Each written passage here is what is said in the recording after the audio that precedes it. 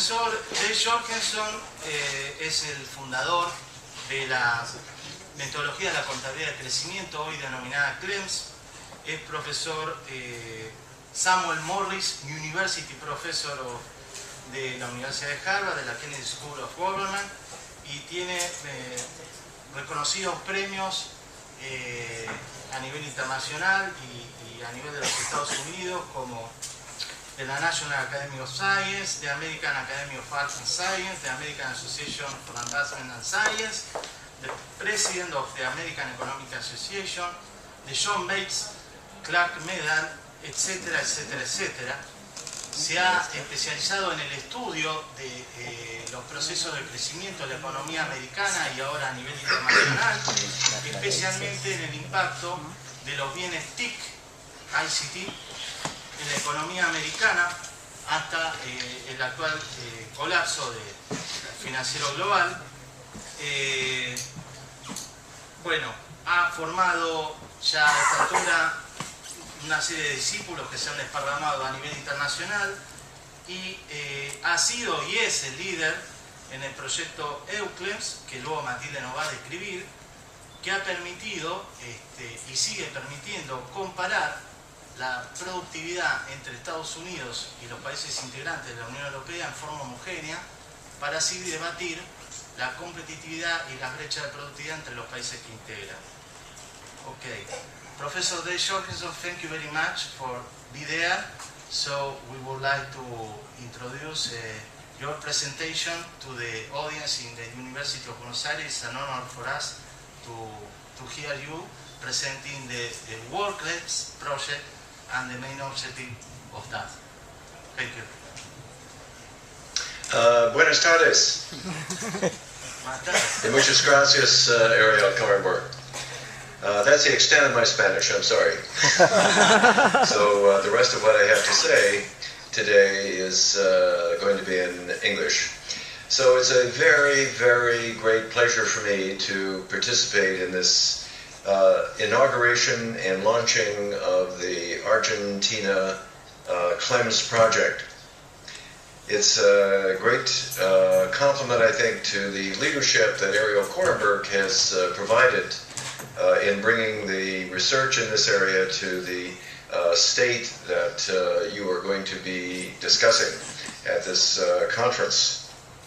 What I would like to discuss today is the relationship between the AR CLEMS project and WorldKLEMS, which I'm going to discuss in my talk. From my point of view, I think it's useful to think of this as something that began in a very important effort for standardization of methods for measuring productivity and analyzing the sources of economic growth by the OECD in Paris around the year 2000. The OECD, as you know, is an organization of many countries, some of them so-called industrialized or advanced economies, but certainly includes Latin American economies as well. And part of their responsibilities include developing standardized methods for international statistics. They perceived around the year 2000 that there was an opportunity in the area of economic growth to standardize methods which had grown up during an earlier era which we could describe as many flowers bloom.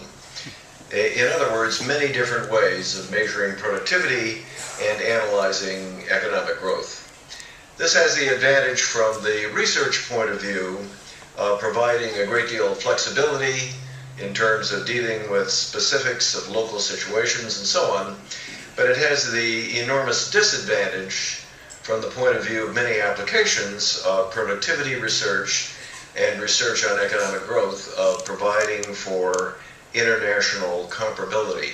So that was the task that was taken on by the OECD, and they proceeded in a manner that you probably are familiar with. Namely, they established a distinguished panel. The panel had a series of meetings. They discussed all the issues, and then a report was prepared in the form of an OECD manual. This one was entitled Measuring Productivity, Measurement of Aggregate and Industry Level Productivity Growth.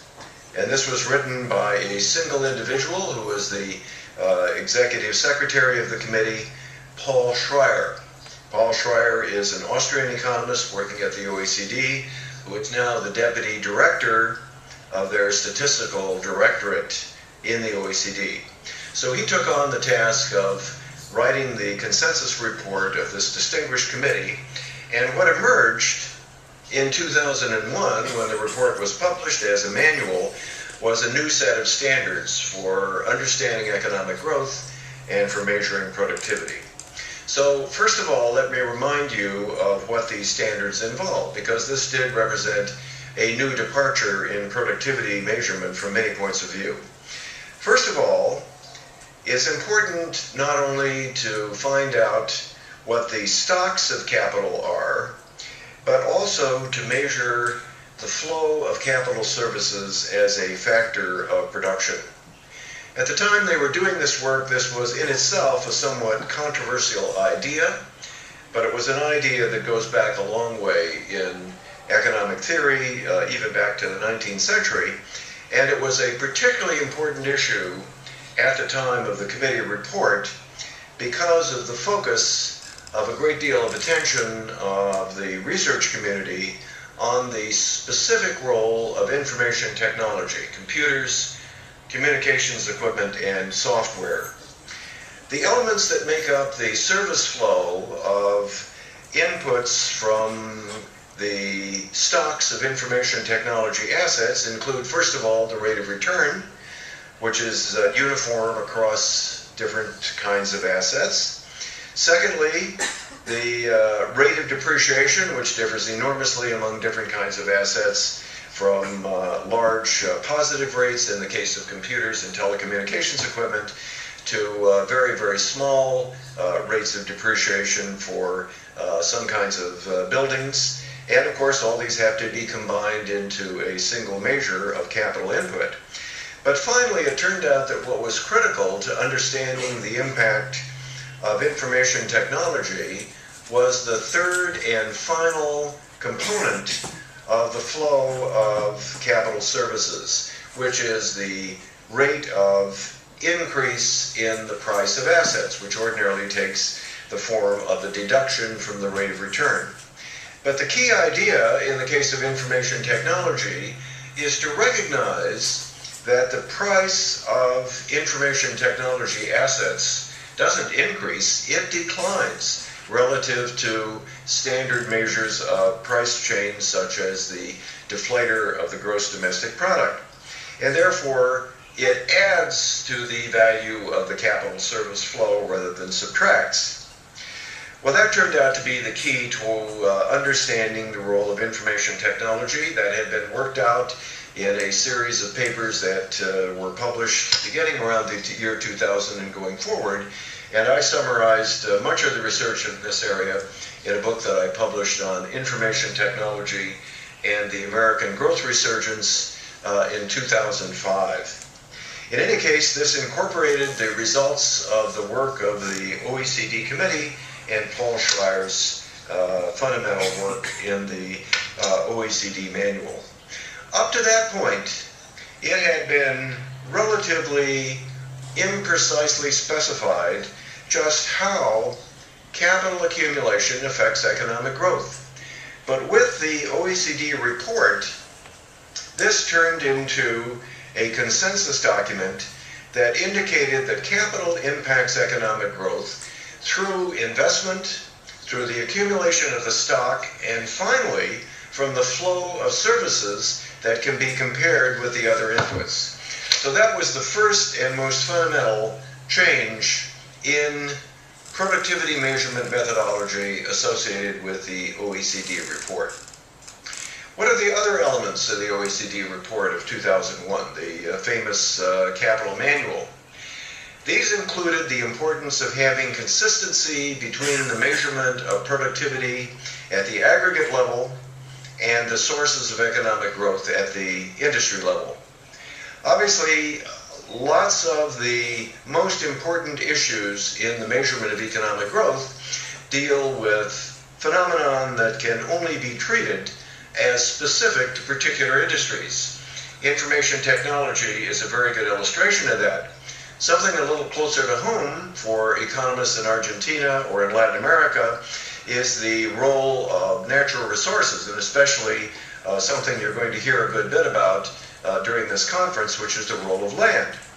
So it was very important to have the role of land as it enters specifically into agricultural production, as it enters into sites for urban residences and for offices and factories, as a parallel input to capital and labor, and then the other inputs into individual industries. So what are these other inputs? Well, most of the research in this area groups these into the primary factors of production. That would be capital and labor, and I'll say a little bit more about labor in a minute. But the other inputs are the outputs of industries themselves. So those are energy, raw materials that are produced as intermediate goods, and finally, most importantly, services.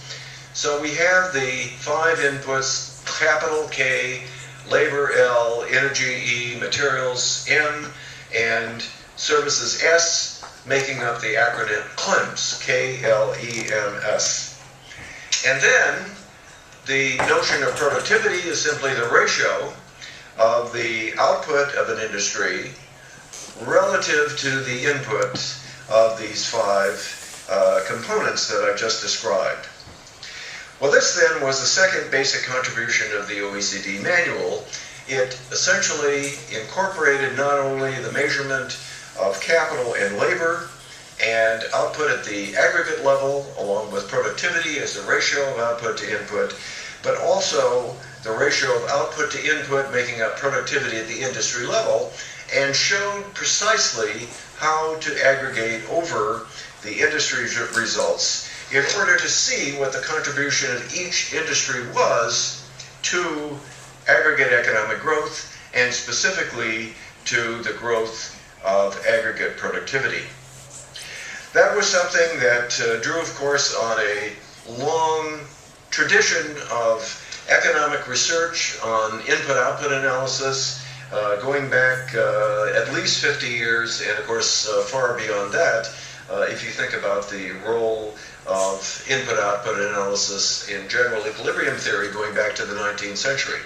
In any case, this is a long-standing tradition in the statistical community, and the OECD was able to draw in this tradition of work on input-output analysis to capture the role of the intermediate inputs that I've just described. Well, we come then to the third and final component. Again, you're going to hear a lot about this because it's an extremely important issue in the work in Argentina and in Latin America more generally. And that is that the OECD manual specified that it was necessary to think of labor not only in terms of employment, the number of people, and the number of hours that they work, but it was essential also to incorporate a quality dimension to labor input. And this is something that, again, draws on a long tradition of economic research, very well developed in Latin America and in Argentina in particular. Namely, the so-called human capital school, which essentially used the notion of embodied human capital as a way of providing a quality dimension that captured the heterogeneity of hours worked of all sorts throughout the whole economy, throughout different industries, and of course across economies. Now, of course, we have to recognize that the human capital school, as it was developed in labor economics, for example, stopped short of thinking about capital input as parallel to labor input, rather, as parallel to capital and intermediate goods as inputs into production. And so by making this explicit, that human capital was an important part of the story of the sources of economic growth and could be treated as parallel with the other inputs that I've described, the OECD then successfully completed the picture for capital, labor, energy, materials, and services. Capital through the flow of capital services, labor through the flow of services from human capital, and energy, materials, and services through the flows of intermediate goods, including services that are inputs along with the primary factors of production. Of course, in developing these measures for labor input, it was possible to draw on the famous Mincer equation that Jacob Mincer formulated many years ago, one of the pioneering contributions to human capital, showing that labor compensation depends on investment in human capital through, first of all, education, and secondly, experience, and then finally, health and other elements that contribute to the accumulation of human capital. This was all incorporated into the OECD program. So all of this finally ended up with a new set of international standards that settled, at least for the purposes of international comparisons, many of the long-standing disputes in this area of the sources of economic growth.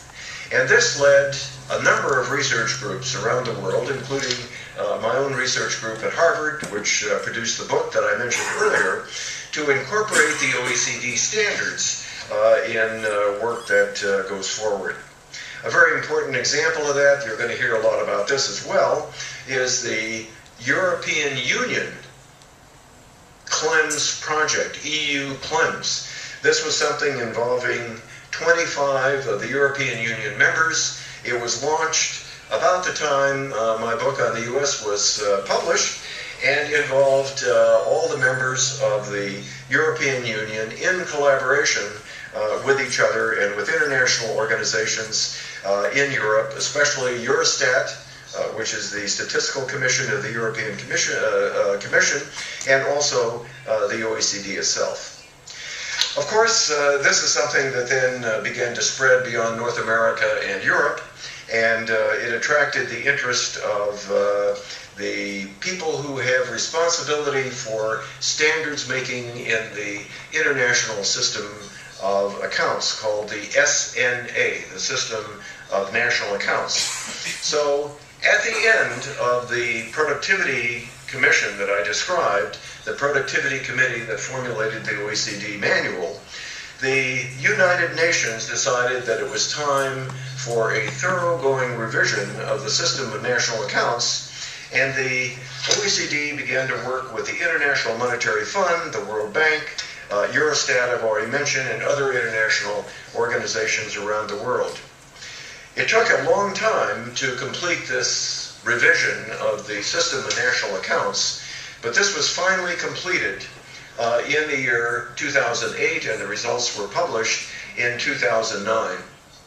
This was an extremely important event from the point of view of people like ourselves who are interested in the sources of economic growth and in productivity, because for the first time, the System of National Accounts, the SNA, incorporated productivity as a component of the national accounts, and said that this was perfectly consistent with the principles that underlie the national accounts and can be done in a way that is consistent with the rest of the national accounting systems.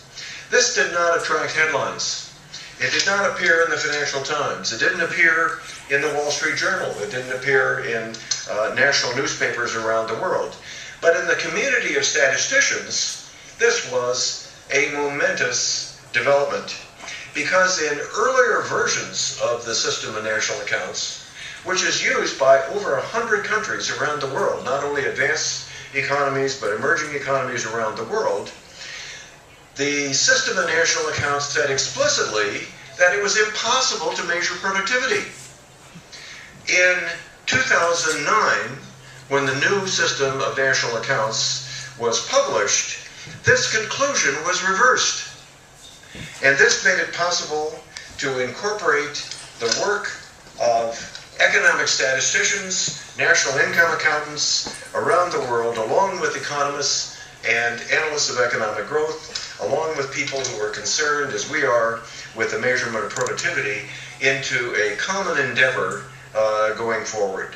So this has been a momentous decade of progress as far as work on the sources of economic growth is concerned. We have seen, first of all, the development of standardized methods that I described as due to the OECD committee, ending up with the OECD manual. We've seen very important programs of research. I mentioned the work that I did in the US, and of course, very importantly, the work that was done by the European Union and all the people who collaborated on that very important effort. And then regional organizations began to develop around the world, including in Latin America. I myself have participated in two very important meetings of the Latin American CLEMS project, LA CLEMS. LA CLEMS, as you know, was launched by the Economic Commission for Latin America and the Caribbean at a meeting that took place in Santiago, Chile, and has now resulted in a book that describes the results for leading Latin American countries. This was followed up by a meeting that took place in Buenos Aires, not at the University of Buenos Aires where you are today, but at San Andres in downtown Buenos Aires.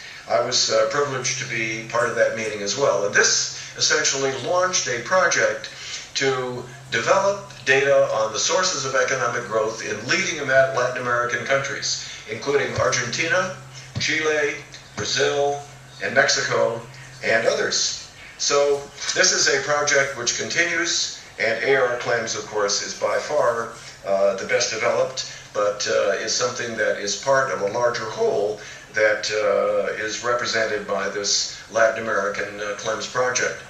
A few months ago, I participated in a meeting in Tokyo, Japan, where there was a regional organization founded called Asia CLEMS. Asia CLEMS includes major projects to develop similar data on productivity and the sources of economic growth for leading Asian economies, starting with Japan and Korea, but now incorporating China, incorporating India, and incorporating other countries of Asia that have the economic statistics and the national accounting systems which will support CLEMS-type research. So altogether, we now have a system of regional organizations in Latin America, in Asia, and in Europe. We have a number of projects in leading countries that I'll mention in more detail in a moment. And this, of course, led us to the idea that I'd like to discuss in closing my introductory remarks. And this is the idea of a World CLEMS Consortium. So what is World CLEMS? Well, I've already explained CLEMS. That's essentially a system of industry and aggregate level accounts for the sources of economic growth that include output, input, and productivity using a common set of standards, first described in detail by the OECD Productivity Manual. That has been the starting point, the launching pad, if you like, for all of the research that has taken place around the world. But about a year ago, a little over a year ago, on August 19th and 20th of 2010, 1 year after the publication of the UN system, which authorized the incorporation of productivity into the UN system of national accounts, a number of us organized a meeting that took place at Harvard University, where I'm speaking from today, to form a World CLEMS Consortium to implement the OECD approach for countries around the world. At the first World CLEMS conference that took place in August of 2010, more than 40 countries were represented. I've already mentioned some of them. I've already mentioned the 25 European countries that participated in EU CLEMS. But in addition to that, there were the countries that I've mentioned from Asia, Korea, and Japan, China, and India. And then countries from Latin America were represented there, including Argentina, of course, represented by Ariel and his colleagues, and people from Chile, including people from ECLAC, people from Brazil, people from Mexico, and then finally from a number of other countries, including Russia, Turkey, and I'm not sure that I've got them all, Taiwan, Indonesia. I think that completes the list. So altogether, this World Claims Consortium makes up about 90% of world gross domestic product, in other words, the output of the world economy. So the meeting, as I've just described it, involved not only so-called advanced economies, industrialized economies, with well-developed statistical systems, but emerging economies.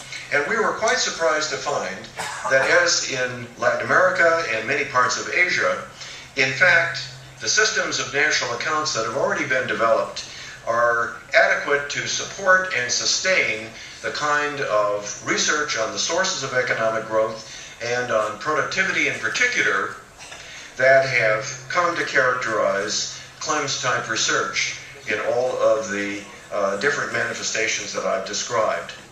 Obviously, the OECD Capital Measurement Project was an extremely important part of this, and I haven't described that in detail, but let me simply sketch the outline. It became apparent in the revision of the United Nations System of National Accounts that a very important barrier had to be overcome, which was to treat capital in the same way in the system of national accounts as it's treated in the measurement of the sources of economic growth. And so a special committee was formed within the UN revision that took place the meetings took place in Canberra, Australia, involved a number of leading economic statisticians from around the world, and this led finally to the recommendation of the UN Statistical Commission in New York in 2007 to incorporate productivity statistics and, in particular, the flow of capital services as part of the official United Nations System of National Accounts. So at the time the World Claims Consortium was formed, methods for analyzing the sources of growth had been standardized. This had been incorporated into the United Nations Systems of National Accounts, and the way was set for developing internationally comparable methods and internationally comparable measures of economic growth, of productivity, and of both aggregate and industry level growth and productivity that would be comparable around the world. I should add one more very, very important detail here, and that is that in order to have international comparability, it's necessary to have an additional ingredient, and that additional ingredient is international comparability of prices. This is something that's been going on a parallel track, mainly at the World Bank in its International Comparison Project. And so in order to compare levels of economic growth and levels of productivity around the world, it's necessary to have data also on purchasing power parity, and to have these apply on the input side of the national accounts as well as on the output side. Well, needless to say, this has all set the stage for what you are going to be discussing at this very important conference in Buenos Aires. Because what you are going to do is to launch a project to apply these very important methods to data for Argentina. Fortunately, there is a long tradition of productivity research in Argentina that you can draw on.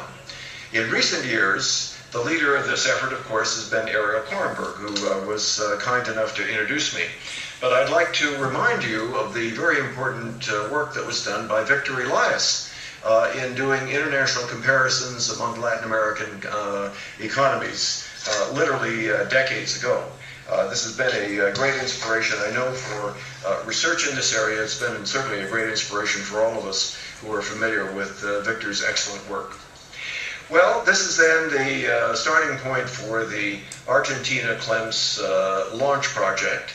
And with the new tools that are provided by the World CLEMS Consortium, it'll be possible to do this in a way that enables people in Argentina, in Latin America, and around the world to make the kind of international comparisons that are going to be required for people to begin to learn the very important lessons that are going to be emerging from the economic crisis that is still underway in the world economy. Despite the fact that we have had a period now of crisis going back at least to 2007, and the outlook is for a continuation for a considerable period of time, we have to recognize that this has had a very important differential impact. It has had its most substantial impact on the so-called advanced economies in North America, in Europe. Japan has been pretty severely impacted. In emerging economies like those in Latin America or in Asia, the impact has been much less substantial. And therefore, the focus of economic research has already shifted in the direction of economic growth. And with the shift, we now can begin to recognize some of the most important features in the growth of the world economy that have begun to emerge. For one thing, the growth of the world economy has begun to accelerate. This is not news to you. Latin America is the focus of a great deal of this acceleration.